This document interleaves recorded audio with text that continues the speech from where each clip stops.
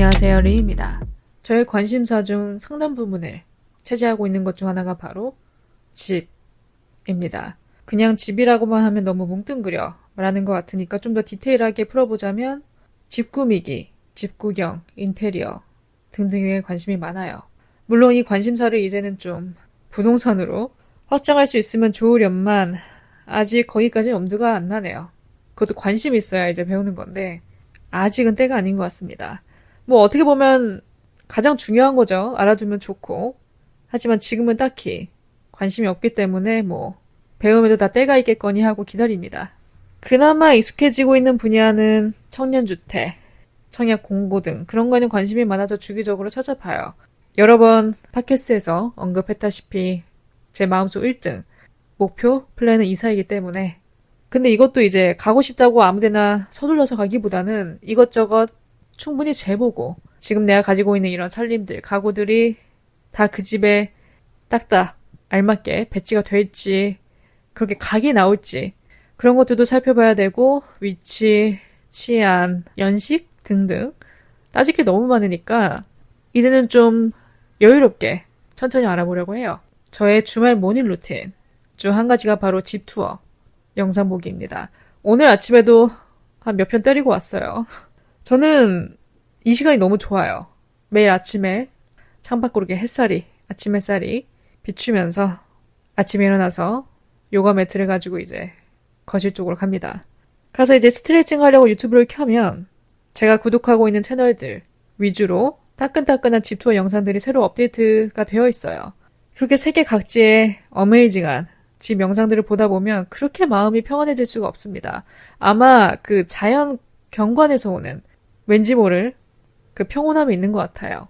한국, 특히 서울에서는 접하기가 어렵죠. 아파트 공화국인데다가 그런 푸릇푸릇한 그리너리 그런 걸 기대하기 어렵죠. 그런 걸 느끼자고 또 주기적으로 여행을 갈 수도 없는 거고 어떻게 보면 영상을 보면서 대리만족을 합니다. 그래서 저의 취미 중 하나로 자리 잡은 것 같아요. 그런 영상들을 볼 때마다 드는 생각이 와, 세상 진짜 넓구나. 내가 아직 가보지도 못한 곳이 너무 많고 미처 발견하지 못한 곳도 너무 많고 세상이 정말 넓다는 걸 느낍니다. 그래서 오늘은 이 주거지 얘기가 나온 김에 집을 주제로 한번 에피소드를 다뤄볼까 합니다. 저의 경험을 토대로 한국 주거지의 특징과 서양 주거지의 특징, 각각의 장단점을 한번 비교해보고 싶어요. 뭐 경험이 아주 많은 건 아니지만 그래도 제가 여행, 어학연수 가면서 몇몇 집에 초대를 많이 받았거든요. 남의 집 구경하는 게 왜 이렇게 재밌는지 항상 가면 이제 인사드리고 양해를 구하고 집을 천천히 둘러봅니다. 스탠드는 어느 제품을 썼으며 뭐 카우치 디자인, 테이블, 조명 등등 내가 맨날 인터넷에서 접하던 그런 전형적인 디자인, 그런 틀에서 벗어난 가구, 인테리어 소품들을 보다 보면 너무 재밌는 거예요. 그 외국에서만 느낄 수 있는 그 집들 특징이 있죠. 느낌이. 그렇기 때문에 제가 좋아하는 부분 중 하나입니다. 그래서 저의 경험을 토대로 이 두 가지를 한번 비교해 보려고 해요. 좀 더 디테일하게. 그 다음 우리가 지금 머무는 환경을 어떻게 하면 좀 더 머물고 싶게 만드는지, 집태기가 올 때는 어떻게 극복을 해야 되는지, 집을 깔끔하게 유지할 수 있는 비결 등등도 한번 전달해 드리고 싶고요. 마지막으로는 제가 즐겨보는 유튜브 채널들, 룸투어, 하우스 투어를 전문적으로 하는 그런 해외 채널들, 그런 채널들을 여러분들께 소개해드리고 싶어요. 그래서 여러분들 중에서도 외국 집이나 인테리어에 관심 많으신 분들 한번 참고해주시면 좋을 것 같아요. 그럼 바로 시작하겠습니다. 첫 번째, 한국 주거지의 특징 vs 서양 주거지의 특징. 일단 가장 두드러지는 특징은 땅의 면적입니다. 특히 대한민국은 땅이 좁죠. 특히 서울은 좁은 데다가 너무 많은 인구가 모여 삽니다. 땅이 좁으니까 면적을 좁게 하는 대신 위로 높게 쌓아 올리죠. 고층 빌딩, 타워팰리스 정말 많잖아요. 이 뺄 수 있는 면적에 제한이 있으니까 높게 위로 쌓아 올리고 또 한 층에 여러 세대를 빼버리는 거예요. 우리가 흔히 밖에서 봤을 때 저거 너무 닭장 아니야? 라는 생각이 들 정도로 옆집 소리 다 들리는 거 아닌가 싶을 정도로 정말 빽빽하게 세대를 빼놓은 곳이 정말 많습니다. 그 다음 특징이라 한다면 아무래도 수도권 중심이다 보니까 외곽으로 나갈수록 더욱더 넓은 집을 선택할 수 있는 폭이 넓어지죠. 마당도 고려해 볼 수 있고 전원주택, 그걸 지어 사는 분들도 굉장히 많고요.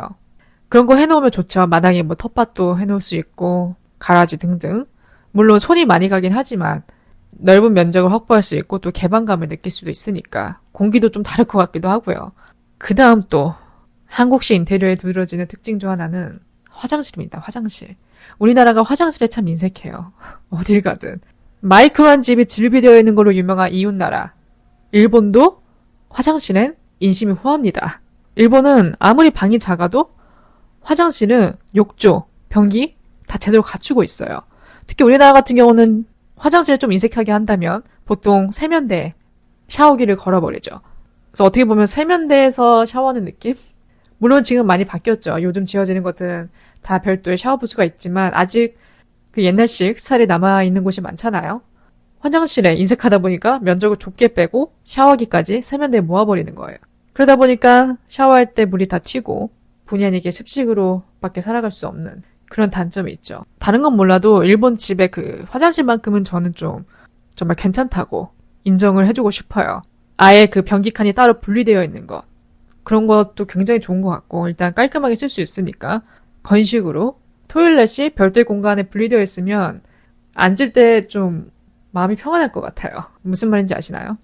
그러니까 나만에게 공간에 좀 갇혀있는 조용하게 그러다 보니까 좀 그런 베스룸 트립을 마음 편하게 할 수 있는 것도 장점이 될 수 있을 것 같고 특히 일본은 사우나에 진심이니까 웬만한 화장실에 사우나 시스템이 있더라고요. 물을 데우게 해주는 것, 온도를 높여주고 욕조도 구비되어 있고 그 부분은 부럽더라고요. 유튜브에 마이크로 아파트먼트라는 채널이 있어요. 제가 가끔 즐겨보는데 정말 작고 컴팩트한 사이즈의 일본 집들을 골라서 투어 영상으로 보여주는 채널입니다. 작은 집이 정말 많더라고요. 그렇게 작아도 화장실만큼은 굉장히 뭐랄까 깨끗하고 효율적으로 다 빠져 있더라고요. 그게 너무 신기했습니다. 그 다음 또 대비되는 특징 중 한 가지는 우리나라 같은 경우는 아무래도 좀 창문에 인색하죠. 창문 개수도 적고 크기도 작을 뿐더러 앞에 불투명 가드까지 쳐놓은 곳이 있어요. 보통 그런 것들은 보안상의 이유 때문에 그렇죠. 이게 앞에 마주보는 집과 너무 가까이 있으면 그게 필요하겠죠. 프라이버시 목적으로는 너무 좋지만 시야를 좀 가리니까 답답한 건 감수해야 되는 부분이고요. 그래서 화장실 플러스 창문에도 좀 인색한 면이 없지 않아 있습니다. 그럼 서양의 주거 환경으로 한번 넘어가 볼까요? 첫 번째는 어쩔 수 없이 다시 언급을 해야 됩니다. 화장실. 이탈리아 갔을 때 초대받은 집이 한 두세 군데 정도 됐던 것 같은데 화장실을 갈 때마다 이런 느낌이 들어요. 방을 개조한 느낌? 그 정도로 넓고 방이라는 느낌이 좀 더 강하게 와닿아요. 우리나라 같은 경우는 다 이렇게 타일로 되어 있으니까 아 정말 화장실이다. 정말 화장실 역할만 하는 샤워, 볼일만 볼 수 있는 그런 화장실의 느낌이 강한데 해외 특히 뭐 유럽 같은 경우는 그러니까 화장실에 이렇게 오래 머물러도 이상하지 않을 아늑한 방 같은 느낌이 강해요. 국내 같은 경우는 애써 남은 짜투리 서비스 공간으로 화장실을 만든 느낌이라면 외국은 이게 방이라는 느낌이 강하다는 거죠. 일단 건식이라는 게 가장 큰 특징이고 대비되는 특징이고 화장실마다 큰 창문이 있습니다. 뭐 이거는 집마다 다르겠지만 구조 환경에 따라 큰 창문이 있어서 환기도 너무 잘 되고 집의 위치에 따라 화장실 뷰도 좋아요. 화장실에서도 뷰를 느낄 수 있는 그 부분은 정말 좋은 것 같습니다. 그리고 당연히 샤워 부스나 텁으로 샤워 공간이 분리되어 있다는 점 그렇게 나눠져 있는 것이 특징이라 할 수 있죠. 그 다음은 개방감. 창문이 크다. 창문 개수도 많고 창문 크기도 크고요. 통창도 정말 많고 아무래도 주택이 많다 보니까 우리나라 뭐 아파트나 빌라 같은 그런 철제 현관문이 아닌 그 주택 특유의 그런 현관문도 많아요. 현관문에 창문이 달릴 수도 있고 뭐 유리로 된 피빗도어일 수도 있고 대문이 따로 있으니까 그렇게 꽉 막힌 현관문 스타일에서 좀 탈피된 느낌이죠. 보통 주택 같은 경우는 이제 마당이 딸려있기 때문에 안에서 밖을 보는 뷰도 좋고요. 잔디가 보인다던가 나무가 보인다던가 아늑한 느낌이 강합니다. 그리고 면적이 넓다 보니까 포텐셜이 많아요. 개조할 수 있는 범위가 넓습니다. 본인의 입맛에 따라 인테리어 폭이 너무 넓고 전형적인 레이아웃에서 벗어날 수 있다는 점이 가장 큰 장점인 것 같아요. 물론 꿈이지만 언젠가 저도 저희 집에 해외에 살 수 있다면 미국이나 어디든 큰 드림이지만 그 자유로움을 좀 맛보고 싶은 거죠. 특히 우리나라는 대부분 아파트가 주된 주거 환경이기 때문에 개조할 수 있는 범위가 한정적이죠. 뭐 인테리어의 폭이 그렇게 넓지가 않아요. 내 맘대로 뭘 허물고 부실 수도 없고 제약이 많은 데에 반해 해외는 자유롭죠, 좀 더. 나의 취향을 한껏 쏟아부을 수 있다는 점이 또 특징인 것 같아요. 전반적으로 예쁩니다. 저도 어쩔 수 없는 사람이기 때문에 제가 가지지 못한 것에 대한 갈망이 생기게 되네요. 개개인에 따른 그 인테리어 스타일이 다 녹아들어 있기 때문에 이런저런 소품이나 장식 그런 것들을 보는 재미도 있고 이케아 제품도 꽤 많이 쓰시더라고요. 이케아에서 봤던 램프나 그런 것들도 알아볼 수 있었고 2층 집 같은 경우는 이제 사람들 여러 불러서 파티하기도 정말 좋더라고요. 연말에 이탈리아에 갔을 때 어느 한 집에 초대를 받았는데 2층 집이었어요. 목재로 된 2층 집이었는데 공간이 넓다 보니까 이제 거의 20명? 20명 훨씬 넘게 사람들이 모여서 저녁을 먹었습니다. 집주인분이 다 준비를 해주신 건지 아니면 팔럭처럼 음식을 싸서 왔는지 그건 모르겠지만 정말 그런 리얼리티나 영화 그런 데서 보던 것처럼 테이블을 길게 해놓고 테이블보 깔아놓고 위에 이제 성탄절 음식들을 다 디스플레이를 해놓은 거예요. 그래서 각자 와서 접시 이렇게 덜어 먹고 뷔페처럼 접시랑 포크 들고 와서 각자 원하는 걸 이렇게 골라 먹는 거예요. 담아서. 담은 다음에 소파에 앉아서 먹는 사람들도 있고 그냥 서서 먹는 사람들도 있고 테이블에 앉아서 먹는 사람들도 있고 주방 카운터탑에 기대서 먹는 사람들도 있고 좀 각자 이렇게 자유롭게 흩어져서 먹는 그런 모습. 그리고 또 한 가지 신발. 이 부분을 스킵하면 서운하죠. 신발 신습니다. 이건 좀 집주인마다 달라요. 어떤 곳은 우리나라처럼 슬리퍼를 제공하는 곳도 있어서 집 내에서는 그냥 실내화를 신고 다녔는데 제가 초대받았던 다른 곳들은 대부분 그냥 신발 신고 돌아다녔습니다. 이게 게스트 입장에선 편해요. 신발 안 벗어도 되니까. 근데 내가 집주인이라면 저는 어쩔 수 없는 한국이기 때문에 견디지 못할 것 같습니다. 근데 아직도 신발 신는 곳이 많다는 거. 신발 얘기하다 보니까 현관 그 부분도 큰 차이점이 보이는 것 같아요. 우리나라 대부분 집들은 현관이랑 공간이 아예 구분이 되어 있죠. 이게 단차가 있잖아요. 여기는 딱 현관, 그리고 옆에 신발장. 나는 현관이다.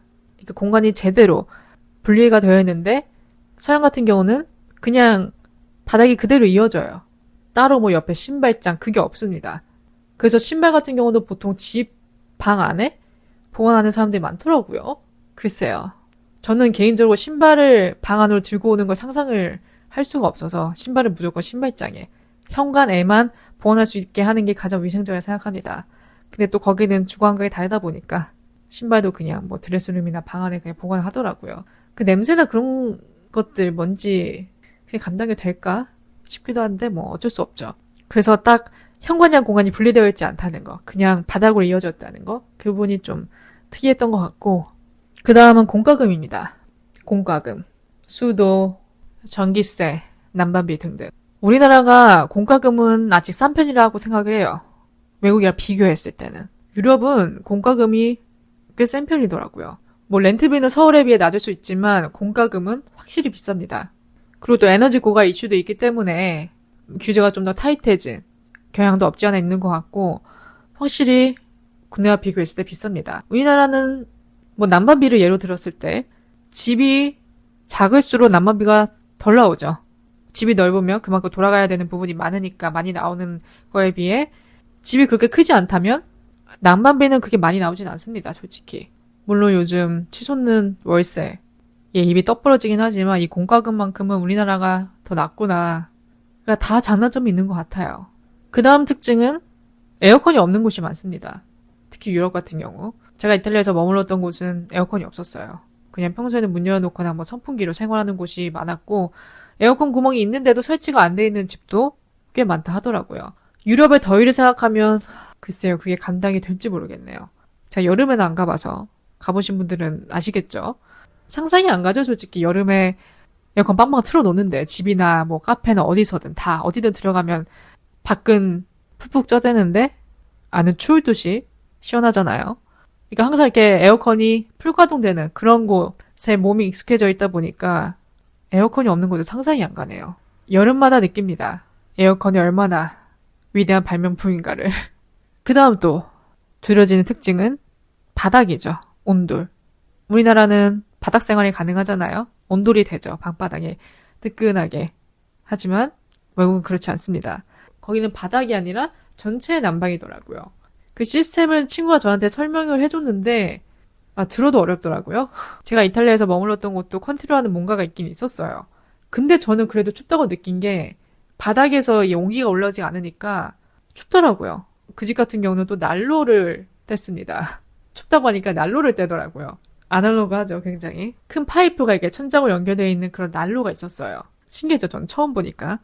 거기에 이제 난로에 쓸 연료를 퍼서 넣은 다음에 스위치 누르니까 불이 피어오르더라고요. 그렇게 해서 이제 난방을 하는데 그게 좀 답답한 게 그 온기가 퍼지는데 시간이 걸려요. 이게 정말 치명적인 단점입니다. 그리고 웬만하면 앞에 가 있어야 돼요, 난로 앞에. 난로 앞에 이렇게 몸을 웅크리고 있어야 됩니다. 우리나라 같은 경우는 추웠다 하면 보일러 틀면 금방 이제 후끈해지잖아요. 후끈해지면 어디를 이렇게 돌아다녀도 어느 방을 가도 따뜻한데 그렇게 난로로 하는 곳들은 그냥 그 앞에 있어야 돼요. 그 앞부분만 따뜻하기 때문에 더위와 추위에는 좀 덜 최적화되어 있는 느낌? 그 부분은 확실히 국내가 낫다라는 생각이 듭니다. 오늘 집 얘기를 하다 보니까 복층이 생각이 나더라고요. 혹시 복층에 거주하는 분들 계신가요? 여러분들 중에? 복층을 흔히 예쁜 쓰레기라고 부르더라고요. 저는 아직 살아보지 않아서 모르겠는데 한때는 저도 로망이 있었거든요. 다들 있잖아요, 자취로망. 그래서 옛날에 친구랑 우리 꼭 복층에서 자취하자 그런 얘기 하곤 했었는데 복층에 사는 분들은 어떠신지 궁금해요. 불편한 점이 꽤 많죠. 일단 대부분의 복층이 허리를 필 수 없습니다. 복층 관련된 영상 하나를 제가 봤는데 알고 보니까 그 복층이라는 게 용도가 다락이더라고요. 다락방인 거예요. 사람이 생활하는 곳이 아니라 다락방으로 사용되는 곳. 뭐 물건 쌓아두거나 그냥 잠깐 왔다 갔다 하는 그런 공간이지 사람이 생활하는 그런 공간으로 만들어진 게 아니더라고요. 그리고 그 높이 제한이 있어서 복층에도 복층 천장이 낮을 수밖에 없는 이유가 거기에 있더라고요. 높이 제한이 있다 합니다. 그걸 보다 보니까 말이 좀 된다 이제. 궁금했죠. 왜 저렇게 천장이 낮은지. 왜 허리를 필 수 없는지. 여름이나 겨울에는 어떻게 해요? 난방이나 에어컨도 안 달려있으며 위층에. 대부분 1층에서만 시간을 보내게 되겠죠. 그다음 복층이 꺼려지는 이유 중 하나는 화장실입니다. 화장실이 너무 불편할 것 같아요. 뭐 자주는 아니지만 사람이 뭐 술약 속에 나갔다 왔다. 그럼 자락해서 화장실에 갈 일이 무조건 생기거든요. 그럴 때마다 계단을 오르락내리락 한다? 상상이 안 가요. 누가 그러더라고요. 복층에 살아본 어떤 사람이 이제 인터뷰 같은 걸 했는데 복층에는 요강을 놓고 살아야 된다고. 확실히 불편할 것 같긴 해요. 하지만 또 장점이라 한다면 층고가 높다는 거? 그래서 개방감이 있죠. 대부분 복층 오피스텔. 고층일수록 뷰가 좋죠. 한 폭의 그림 같죠. 야경도 즐길 수 있고 햇빛도 잘 들어오고 창밖을 보는 맛은 날 것 같아요. 확실히. 굳이 TV 없어도 밖을 보는 그런 느낌은 제대로 날 것 같습니다. 그게 장점인 것 같아요. 하지만 또 그게 단점으로 생기는 경우라 치면은 난방비겠죠. 층고가 높다 보니까 난방비가 많이 들겠죠. 자취하는 분들 중에 이 부분에 공감할 수 있는 분들이 계실지 모르겠네요. 이런 병이 생깁니다. 가구 옮기기 병. 가만 냅두질 않아요. 뭐 도찐 개찐이지만 집에 있을 때 맨날 고민해요. 오늘은 배치를 어떻게 바꿀까? 바꿔놓은 배치가 2주 이상은 못 갑니다. 자꾸 질리고 뭔가 새롭게 변화를 주고 싶고 그래요. 다행히 뭐 제가 소비 편에서 얘기를 했지만 이제는 뭘 사서 기분 전환을 하는 게 아니라 그냥 있는 걸로 바꿔서 기분 전환을 하는 쪽을 택하고 있기 때문에 딱히 뭘 사진 않지만 그냥 집에 있으면서도 이리저리 가구를 자꾸 바꿔요. 위치를. 소파를 이렇게 둘까? 벽으로 붙여놓을까? 아니면 중간 센터에 놓을까? 끊임없이 고민합니다. 또 저는 미니멀 라이프를 지향하기 때문에 지금도 미니멀하게 하지만 아직 갈 길 멀었다고 생각해요. 더 미니멀해져야 한다 생각합니다. 제가 미니멀한 집 투어 영상들을 정말 많이 봤거든요. 정말 아무것도 없는 집. 공간이 남아 도는 그런 데서 오는 개방감이 있어요. 요즘은 그런 집들이 좋더라고요. 뭐 이렇게 놓지 않은 집. 커피 테이블도 안 놓고 그냥 소파만 놓고 정말 필요한 것만 놓은 집들. 텅텅 비어 보이는 집이 요즘에는 제 눈에 이렇게 들어오더라고요. 그래서 그런 영상들을 보다 보면 영감을 자꾸 받아서 저도 모르게 자꾸 변화를 주려고 합니다. 가구 배치를 이리저리 옮기면서. 어떻게 보면 집에서도 일을 벌리는 타입이죠. 물건을 옮기는데도 꽤나 많은 에너지가 소모됩니다. 가만히 냅둬도 되는 거. 괜히 움직였다가 중간에 힘 빠져서 한 10분, 15분 쉬고 다시 움직이고 거의 2시간 넘게 걸려요. 그래서 내가 왜 이러고 있냐. 내가 왜 일을 사서 벌리냐. 이런 생각하면서도 멈출 수가 없는 거죠. 이리저리 고민해보고 인터넷에서 팁도 얻어보고 그러면서 느낀 게 어떻게 하면 좀 더 공간을 미니멀하게 만들 수 있을까? 그런 팁들 중 하나는 바로 정리를 자주 해주는 겁니다. 옛날 같은 경우는 저는 뭐 옷 정리 그런 거를 항상 날 잡고 몽땅 한 날에 몰아붙여서 했는데 요즘에는 자주 해줘요. 일주일에 한 번, 뭐 이틀에 한 번 등등. 이사 가지 않는 이상 뭘 이렇게 다 엎은 다음에 처음부터 시작하기가 어렵죠. 이사를 간다 하면은 어떻게 보면 새로운 시작이기 때문에 이사하면서 짐 정리를 하게 되니까 필요 없는 것들 다 버리고 제대로 이렇게 정리를 할 수 있는 반면에 이사 계획이 없는 사람 같은 경우는 그냥 내가 어쩔 수 없이 주기적으로 해줘야 됩니다. 그래서 저는 일주일에 한두 번씩 주기적으로 다 끄집어내서 정리를 해요. 특히 옷 같은 거는 요즘 자주 정리를 해주고 있습니다. 정리를 하다 보면 이런 생각이 들어요. 와, 내가 안 쓰는 물건이 생각보다 정말 많구나. 마지막으로 신은 게 언제인지도 모를 신발들, 식기, 옷, 가방, 물건 등등 다 끄집어내서 청소하다 보면 버릴 게 꽤 나와요. 그러다 보면 물건을 살 때 좀 신중해야겠다는 생각이 듭니다. 그래서 정리가 주는 힘이 꽤나 대단한 것 같습니다. 필요 없는 것들 다 버리고 나면 속이 다 시원해요. 비어있는 뭐 서랍, 상부장 등등을 보다 보면 속이 다 시원합니다. 특히 옷장 공간을 어떻게 하면 좀 효율적으로 쓸 수 있는지 많은 고민을 거쳤습니다. 뭐 내가 나중에 큰 집으로 이사가서 드레스룸으로 갖출 만한 공간이 생기면 모를까 지금 상태에서 뭐 행거를 또 사거나 옷장을 또 사서 남은 옷을 어떻게 하면 보관할지 그런 고민을 하는 것보다는 버릴 건 다 버리고 있는 옷들을 가지고 어떻게 하면 좀 더 효율적으로 놓을 수 있는지 옷장 공간을 좀 더 확보할 수 있는 그런 방법을 좀 많이 고민해봤는데 요즘은 옷걸이가 또 되게 잘 나오더라고요. 별의별 형태의 옷걸이가 정말 많습니다. 속옷 전용 옷걸이라고 해서 우리가 생각하는 일반 그런 트라이앵글 모양이 아니라 옷걸이 그 하단 부분이 웨이브로 되어 있어요. 이게 걸쇠처럼 뭘 걸을 수 있게 튀어나와 있습니다. 거기에 이제 나시나 언더웨어 같은 거 걸 수 있는 거예요. 그렇게 해서 이제 수직으로 걸어놓는 거죠. 수평이 아니라. 그러면 공간이 확실히 확보가 되겠죠. 그런 옷걸이를 이용해서 이제 벨트도 걸 수 있고 또 모자 전용 후크 그런 것들도 있더라고요. 이럴 때도 테무가 유용합니다.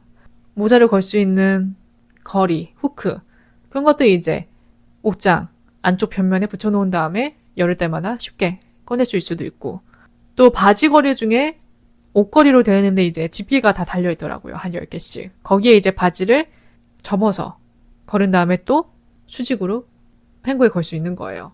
그런 것들 좀 내가 가지고 있는 옷의 개수나 뭐 특징 그런 것들 생각을 해서 옷장 공간을 확보할 수 있는 그런 방안을 좀 요즘 모색을 하고 있습니다. 그래서 여러분들도 관심 있으시다면 한번 찾아보시면 좋을 것 같아요.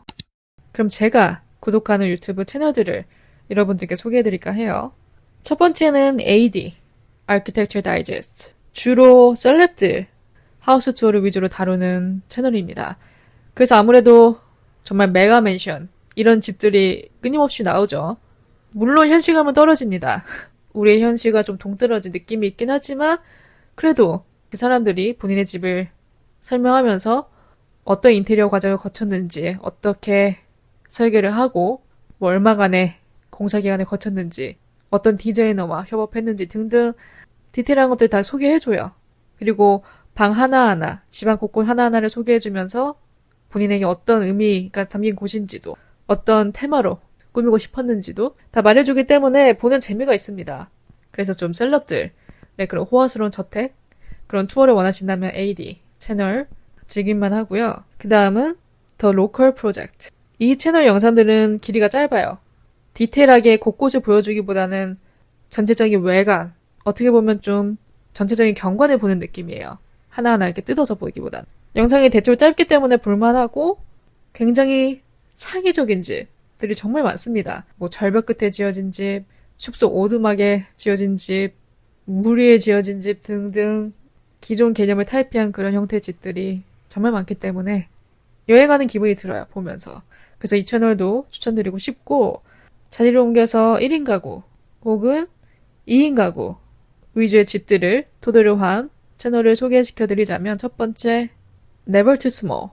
이 채널 강추합니다. 딱 제목에서도 느껴지다시피 작은 집들을 위주로 다룬다는 걸 느낄 수 있죠.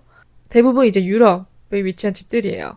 평수는 작지만 인테리어 어떻게 해서 본인만의 그런 취향도 녹여내면서 효율적으로 배치를 했는지 그런 집들이 이제 하나하나 다 뜯어고치고 개조해서 본인만의 색깔로 나타낸 그런 집들을 보다 보면 재밌고 좀 집들이 아무래도 평수가 작기 때문에 뭐 작다 하더라도 뭐 우리나라 원룸처럼 작진 않지만 그래도 평수가 작기 때문에 좀 와닿죠. 저희 같은 1인 가구에게는. 잘하면 또 우리가 나중에 우리 집에 적용할 수 있는 그런 부분도 많고요. 좀 더 현실적입니다. 그래서 이 채널 추천드리고 비슷한 게 이제 Stacked Home, STACKED HOME, Stacked Home. 싱가포르를 기반으로 한 것 같아요. 정확한지 모르겠지만 싱가포르에 위치한 집들이 많이 소개되고 이쪽도 약간 이제 소형 평수 그런 집들을 위주로 보여줍니다. 네벌트 스몰보다는 좀 더 큰 집들이 많이 나와요. 보다 보면 인테리어들이 확실히 정말 플레이풀하게 다채롭게 다양하게 연출된 곳이 많아서 보는 재미가 있고 집안 곳곳을 보여줘서 좋습니다. 방 하나하나 이렇게 세부적으로 보여줘서 너무 좋아요. 마지막으로 제가 얼마 전에 발견한 채널이 오픈스페이스라는 채널입니다. 여기 제 스타일의 집 정말 많더라고요. 제가 요즘 좀 우드에 꽂혔어요. 지금 사는 집이야 어떻게든 좀 넓게 보이기 위해서 웬만하면 다 화이트 톤을 맞추긴 했는데 요즘은 우드가 또 좋더라고요. 그래서 나중에 이사 가면 꼭 우드 가구나 그런 것들을 많이 배치하지 않을까 싶습니다. 이 채널도 굉장히 재밌는 집을 많이 다뤄요. 정말 오래된 집, 1920년대, 30년대 집도 있고 미드 센추리 스타일의 집도 있고 형태가 정말 다양합니다. 그래서 보는 맛이 있어요.